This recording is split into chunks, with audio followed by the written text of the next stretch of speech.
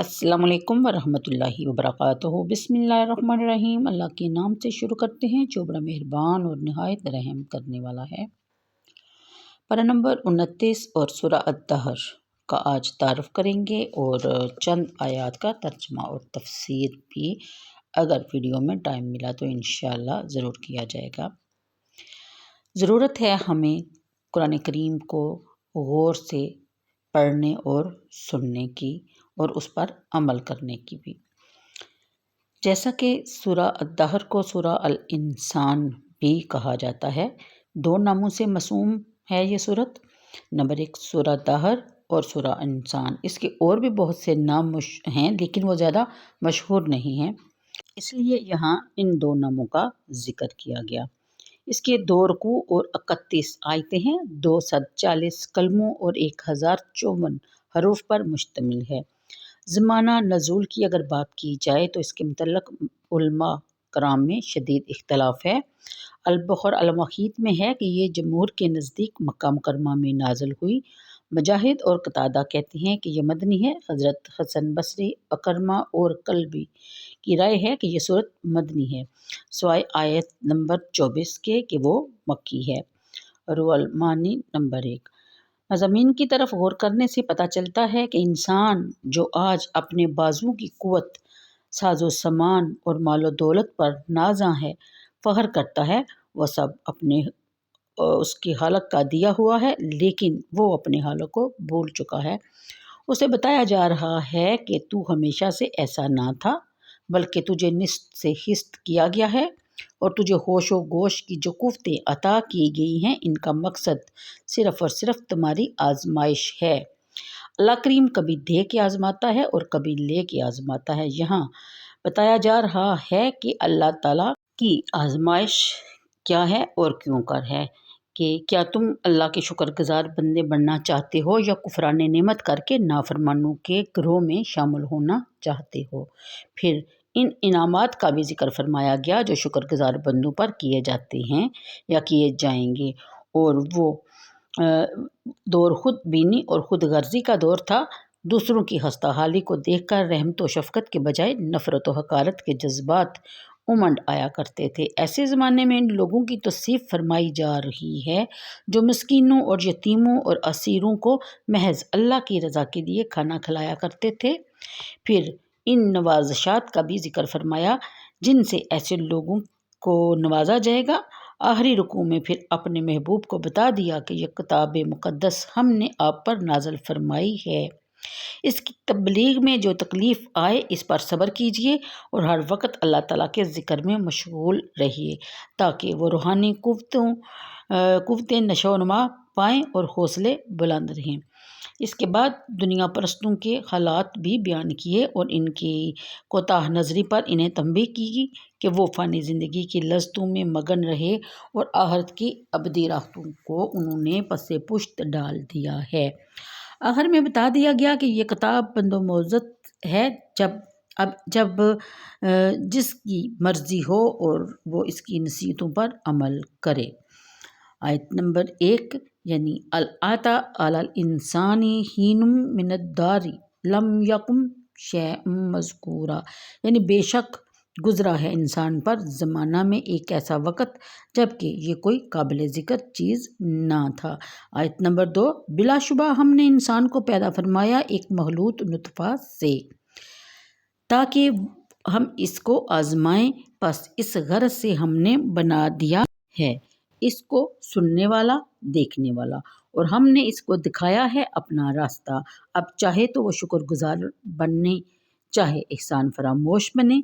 बेशक हमने बिल्कुल तैयार कर रखी है कफ़ार के लिए जंजीरों और तोक भरी भड़कती आग। बेशक नेक लोग पिएंगे शराब के ऐसे जाम जिनमें आबे कफ़ूर की आमेज़िश होगी।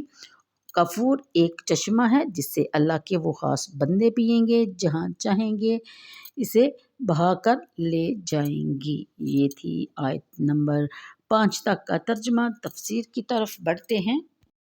تفسیر کے مطابق یہاں الاستفہام کے لیے نہیں بلکہ بمعنی قد ہے، یعنی ضرور انسان پر ایک ایسا وقت گزرا ہے جبکہ یہ قابل ذکر چیز نہ تھا، یعنی اس کا کوئی وجود ہی نہ تھا، اس کا نام و نشان تک نہ تھا۔ جب وہ پیدا ہوا اس کو ایک اچھا سا نام دیا گیا جس سے اس کو لوگ پکارتے ہیں اور وہ جانا جاتا ہے، پھر اپنے نیک و عمل کی وجہ سے بھی اس کی پہچان ہوتی ہے اور بد کی وجہ سے بھی۔ یہاں مطلق زمانہ طویل یا مختصر یعنی جود عالم کی ابتدا سے لے کر انتہا تک کے عرصہ کو دہر کہتے ہیں۔ ان الفاظ کے مفہوم سمجھنے کے لیے بہت وقت درکار ہے، میں صرف اور صرف آپ کے دل میں شوق بیدار کرنے کے لیے مختصر بیان کرتی ہوں۔ تو الفاظ کا مفہوم سمجھ لینے کے بعد اب آیت کا معنی سمجھیے۔ ارشاد ہے کہ دنیا کی لمبی عمر میں ایک وقت ہر شخص پر ایسا گزرتا ہے جبکہ وہ کوئی قابل ذکر چیز نہیں ہوتا۔ پیدا ہونے سے پہلے تو یہ ویسے ہی معدوم تھا، اس کے ذکر کا سوال ہی پیدا نہیں ہوتا۔ جب رحم مادر میں اس نے قرار پکڑا تب بھی کسی کو کیا خبر تھی کہ اس صدف میں کس نوعیت، کس آب و تاب اور کس قدر و قیمت کا موتی پرورش پا رہا ہے۔ جب وہ پیدا ہوا تو کمزور سا بچہ، نہ چل سکے نہ بول سکے۔ بہرحال ہر شخص پر کوئی نہ کوئی ایسا دور ضرور گزر چکا ہے جبکہ یہ کوئی قابل ذکر چیز نہ تھا۔ آج اگر وہ شہریار یا تاجدار بن گیا ہے، آج اگر وہ لشکر جرار کا سپہ سالار بن گیا ہے، آج اگر وہ دولت اور ثروت کے انبار لگانے کے قابل ہو گیا ہے اور اس کے قدموں میں لگے ہوئے ہیں، تو اس کو مغرور ہو کر اپنے پروردگار کو فراموش نہیں کر دینا چاہیے بلکہ ہر لحظہ اپنی اصلیت پر نگاہ رکھنی چاہیے۔ اس کو یہ دیکھنا چاہیے، یہ سمجھنا چاہیے کہ اس کی پیدائش یعنی کس نطفہ کا یہاں جو ذکر کیا گیا ہے وہ کس گندے پانی کا ایک قطرہ ہے جس سے اس کی پیدائش کی گئی ہے۔ اب اس کی پیدائش کی حقیقت بیان کی جا رہی ہے۔ آیت میں غور کرنے سے پہلے دو لفظوں کی تشریح سمجھ لینا کافی ضروری ہے، یعنی نطفۃ الماء القلیل یبقی فی الدلو وقیل ہی الماء الصافی، یعنی وہ پانی کے چند قطرے جو ڈول میں رہ جاتے ہیں۔ صاف نتھرے ہوئے پانی کو بھی نطفہ کہتے ہیں۔ مرد کے مادہ منویہ پر بھی اس کا اطلاق ہوتا ہے اور یہاں یہ معنی مراد ہے۔ شاہ جو یہ جمع ہے، اس کا واحد مشیجن ہے، جیسے یتیم کی جمع اجتام۔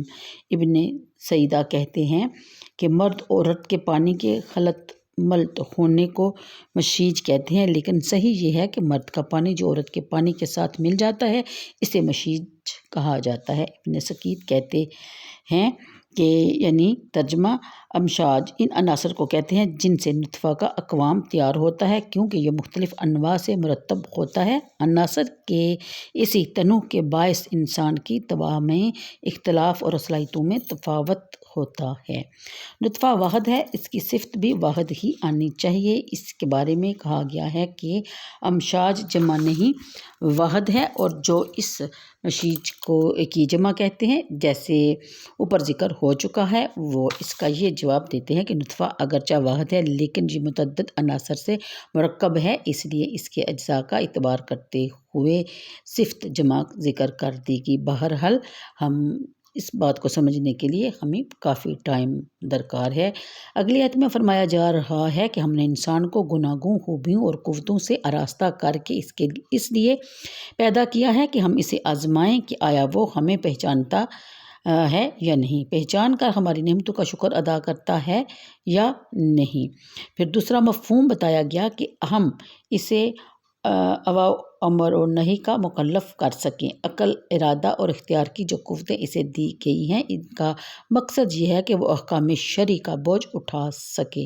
اگلی آیت اس لیے ہم نے اسے مشاہدہ اور فہم کی قوتیں بخشی ہیں، سمعان صرف سننے والا نہیں بلکہ دعوت حق کو سننے والا، بصیرن صرف دیکھنے والا نہیں بلکہ نور حق کو دیکھنے والا۔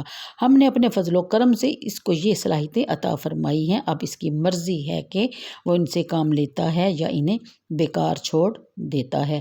اگلی آیت، ہم نے اپنے انبیاء کے ذریعے اپنی کتابوں کے ذریعے اسے بتا دیا یہ سیدھی راہ ہے اور یہ ٹیڑھی راہ ہے، یہ ہدایت ہے، یہ گمراہی ہے۔ اب اس کی اپنی مرضی کہ وہ کون سی راہ اختیار کرتا ہے، نیک یعنی سیدھی راہ اختیار کرتا ہے تو جنت میں جگہ ملے گی، اگر خدا نخواستہ وہ بھٹک گیا اور گمراہی کی طرف چل پڑا تو جہنم ہی اس کا ٹھکانہ ہوگی۔ تو آج کے لیے اتنا ہی، اجازت چاہتی ہوں، اللہ حافظ۔